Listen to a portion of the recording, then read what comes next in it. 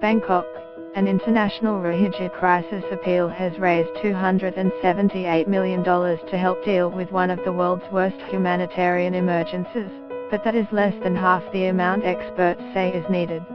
United Nations and international aid agencies have appealed for $562 million to assist 1.2 million people, including Rohingya people living in sprawling refugee camps and Bangladeshis affected by the crisis. Aid workers are scaling up their distribution of shelter and non-food items as winter takes hold in the camps. Health workers are also widening vaccination programs in response to the rapid spread of diseases, including highly contagious diphtheria.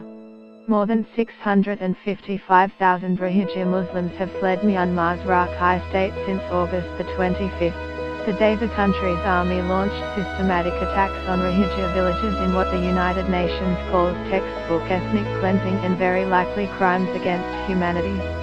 Survivors have told of atrocities including organized rape, torching of villages and the slaughter and burning of children. In Australia, an appeal for funds in conjunction with the Australian Red Cross and the refugee agency UNHCR has raised millions which are being matched dollar for dollar by the Australian government in a campaign supported by Fairfax Media and the ABC. Get the latest news and updates emailed straight to your inbox.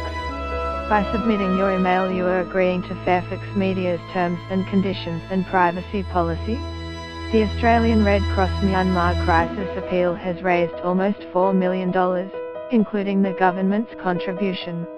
Jess Lech, the Red Cross Disaster and Crisis Response Manager, said money raised goes towards providing health care for those who are sick and injured, running our field hospitals and mobile health clinics, ensuring families are able to access clean water and sanitation, providing essential relief items, as well as psychological support for those who need it.